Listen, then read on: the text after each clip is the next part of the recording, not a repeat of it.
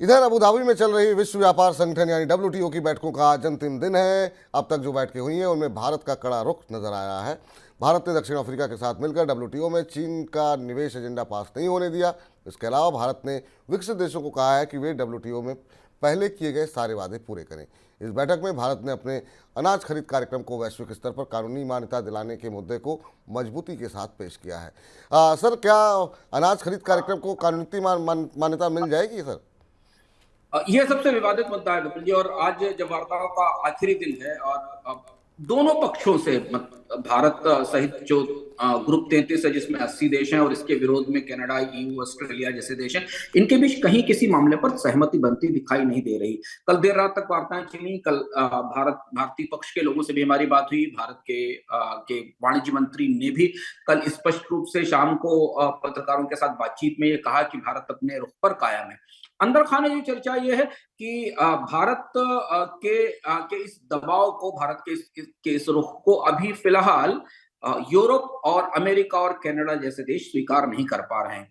भारत का कहना है कि उसे अपने देश के किसानों की आय बढ़ाने के लिए और खाद्य सुरक्षा सुनिश्चित करने के लिए ये अधिकार चाहिए कि वो जरूरत के मुताबिक अपने यहाँ अनाज का भंडार बना सके। मामला ज्यादा पेचीदा और उलझा हुआ है। बाली से पूरा मामला शुरू हुआ था। बाली में सहमति बनी थी कि विकासशील देशों को अपने देश के उत्पादन का एक निर्धारित हिस्सा अनाज फूड सिक्योरिटी के लिए खरीदने की छूट होगी और उस सीमा को बढ़ाया भी जा सकता है, जिसे पीस क्लास कहा जाता था। भारत ने उसका इस्तेमाल किया था। मोर्चे खुले हुए हैं। चर्चा यह भी है कि भारत और थाईलैंड के बीच में बैठक में तकरार भी हुई और थाईलैंड के तरफ से भारत के पर आरोप लगाया गया कि भारत अपने सब्सिडी पर चावल खरीदता और दुनिया के बाजार में एक्सपोर्ट करता है। जिस तरीके के तेवर, जिस तरीके के हाव भाव हमें यहाँ दिख रहे हैं नेगोशिएशंस में, वार्ताओं के बीच में, उसको देखकर ऐसा लगता नहीं है अभी तक कि सहमति की कोई भी बिंदु कृषि के मुद्दे पर सामने उभर कर आया है।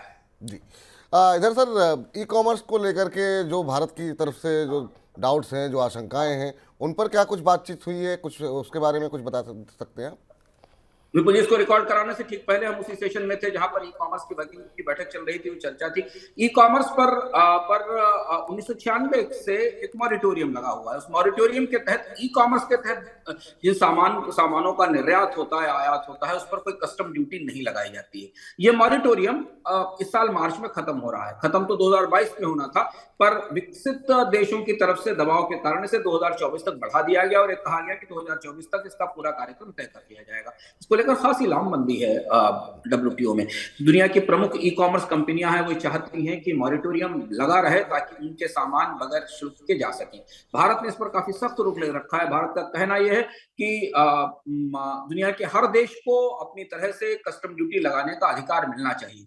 हालांकि भारतीय पक्ष से जब कल हमारी बात हुई तो उन्होंने कहा कि हम कस्टम ड्यूटी लगाने नहीं जा रहे हैं या और कई सारे ऐसे देश हैं जो ई कॉमर्स पर अभी तत्काल सीमा शुल्क नहीं लगाएंगे, लेकिन इस मॉरिटोरियम को खत्म होना चाहिए। अभी तक आज के वर्किंग ग्रुप की बैठक के बाद ऐसे आसार नहीं दिखे, ऐसे संकेत नहीं दिखे कि मॉरिटोरियम पर कोई सहमति बनेगी। मामला पेचीदा है, या तो इसे बढ़ाना पड़ेगा या इसे अपने आप लैप्स हो जाने दिया जाएगा। इंतजार रहेगा जब आउटकम डॉक्यूमेंट हमारे पास आएगा, जिसकी सबसे ज्यादा उत्सुकता होती है। आज आखिरी दिन है, उस आउटकम डॉक्यूमेंट में क्या पैराग्राफ आता है ई कॉमर्स पर, इस पर हमारी निगाह रहेगी। बिल्कुल। और सर, इस बार की जो मीटिंग चल रही है उसमें भारत और अमेरिका के बीच किस तरह का तालमेल है? क्योंकि बीच में हमने देखा था थोड़ी सी तल्खी रिश्तों में आई थी दोनों देशों के। खासी तल्खी रही यहाँ के डब्ल्यूटीओ के मंच के ऊपर। अनौपचारिक रूप से हमें पता चला कि भारत के वाणिज्य मंत्री पीयूष गोयल की और अमेरिका की जो टीआर है, ट्रेड रिप्रेजेंटेटिव, या वहां के व्यापार मंत्री कैथरीन टाई, उनके बीच में भी बातचीत हुई। उस पर कोई सहमति नहीं बनी। दरअसल डब्ल्यूटीओ में जो विवाद निस्तारण की पूरी प्रक्रिया है वही विवाद में फंस गई है। झगड़ा सुलझाने की व्यवस्था ही झगड़े में फंसी हुई है।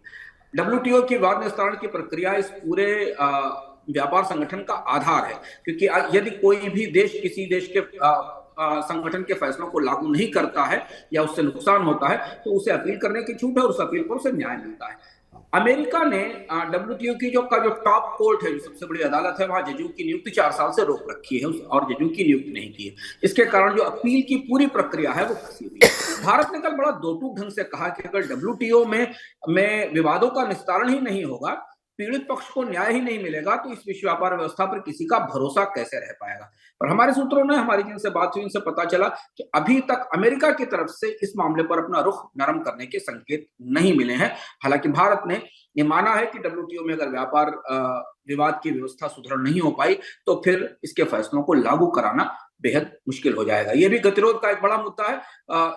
क्या क्या भाषा इस्तेमाल की जाएगी इस विषय के ऊपर आउटकम डॉक्यूमेंट में, उस पर हमारी निगाह रहेगी, जो आज या कल शायद आएगा। सर, जो चीन की कोशिशें थी उस पर भारत कोई रोक लगा पाया या किस तरीके से रोक लगा पाया?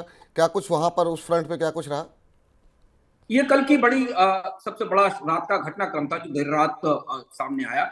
चीन ने डब्ल्यूटीओ के भीतर निवेश सुविधाओं का एक प्रस्ताव एजेंडे में शामिल कराने की बात की है। पास होना तो दूर है, भी एजेंडे में भी नहीं था। डब्ल्यूटीओ के ढांचे में पिछले दिनों में कुछ ऐसे बदलाव हुए हैं, खासतौर से ब्यूनस आयर्स और नैरोबी की बैठक के बाद ऐसे बदलाव हुए हैं जिसमें सदस्य देशों को एजेंडे से बाहर के नए विषय लाने की छूट मिली है। वास्तविकता यह है कि डब्ल्यूटीओ अपने पूरे स्वरूप में व्यापार की बॉडी है, व्यापार की समिति है, और इसमें निवेश की चर्चा नहीं होनी चाहिए। पर चीन के साथ करीब 123 देशों ने इन्वेस्टेशन को भी डेवलपमेंट एजेंडे का हिस्सा बनाने की बात कही है।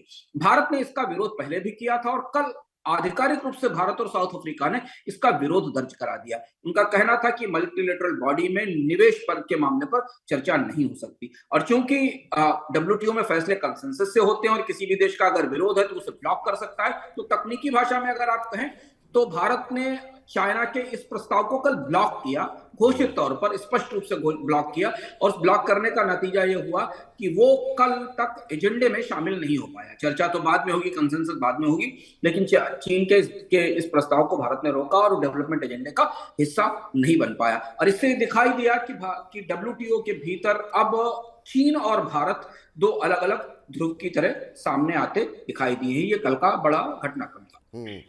सर, तमाम विषयों को लेकर के बहुत डिटेल में हमने आपसे कई तरह के प्रश्न पूछे, लेकिन आप वहाँ पर मौजूद हैं। और कुछ ऐसी बातें जो छूट गई हो वहाँ पर आप मौजूद हैं, क्या कुछ और अपडेट है वहाँ पे? अब तो आज विपुल जी इंतजार ये है कि वार्ताएं आज ही खत्म होंगी या इसके लिए जो एक दिन बफर का दिन रखा जाता है वहां तक बढ़ाया जाएगा। आमतौर पर डब्ल्यूटीओ की वार्ताओं में जैसा होता है पिछली परंपराओं के आधार पर, जिनको हमने पहले से देखा है, अगर सहमति की उम्मीद बनती दिखती है तो वार्ताओं को थोड़ा समय के लिए बढ़ाया जाता है। अभी तक सहमति के कोई बड़े बिंदु उभरते नहीं दिखाई दिए हैं, लेकिन फिर भी कहना मुश्किल है कि आज ज्वाइंट स्टेटमेंट डिक्लेरेशन जारी होगा या इसे कल तक बढ़ाया जाएगा। हालांकि दिलचस्प बात यह है कि जो डब्ल्यूटीओ की डायरेक्टर जनरल है, महानिदेशक हैं, जो अपनी चुटीली टिप्पणियों के लिए काफी विख्यात हैं यहाँ डब्ल्यूटीओ में, जो कि नाइजीरिया की ओकोंजो इवेला हैं, उन्होंने कल एक दिलचस्प बात कही। वो कल डब्ल्यूटीओ की बिजनेस फोरम का हिस्सा थी और उन्होंने कहा कि डब्ल्यूटीओ की वार्ताएं प्रेशर कुकर में पहुंच गई हैं, और उनका कहना था कि प्रेशर कुकर में तो जाना ही था, क्योंकि वार्ताओं को पकाया जाना, उबाला जाना जरूरी है, पर दूसरा खतरा है कि प्रेशर कुकर किसी भी दिशा में जा सकता है। तो उनके कहने के तमाम अर्थ यहाँ गलियारों में लगाए जा रहे हैं कि ये प्रेशर कुकर नतीजा लेकर, पकी हुई वार्ता लेकर निकलेगा, या प्रेशर कुकर से स्टीम निकल जाएगी और ये वार्ताएं बिखर जाएंगी।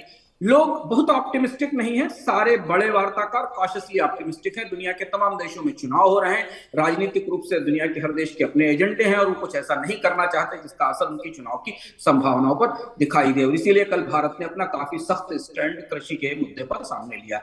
फिंगर्स क्रॉस्ड है, शाम तक हमें पता चलेगा कि अबू धाबी की इस बेहद महत्वपूर्ण बैठक से कोई बड़ा नतीजा निकला या नहीं। बिल्कुल, नज़रें हमारी रहेंगी, और आप चूंकि वहाँ पर मौजूद हैं तो जो जो अपडेट होती रहेगी हम अपने दर्शकों को सबसे पहले बताते रहेंगे। तो डब्ल्यूटीओ से जुड़ी कोई भी अपडेट, कोई भी खबर के लिए लगातार हमारी ये कवरेज जो है नॉन स्टॉप जारी है, और आपको समय समय पर हम आपको अपडेट करते रहेंगे। और ज़्यादा डिटेल में जानना चाह रहे हैं तो हमारी वेबसाइट पर जाइए आप my9.com पे, वहाँ पर भी आपको डब्ल्यूटीओ से जुड़ी सभी महत्वपूर्ण खबरें पढ़ने के लिए मिल जाएंगी।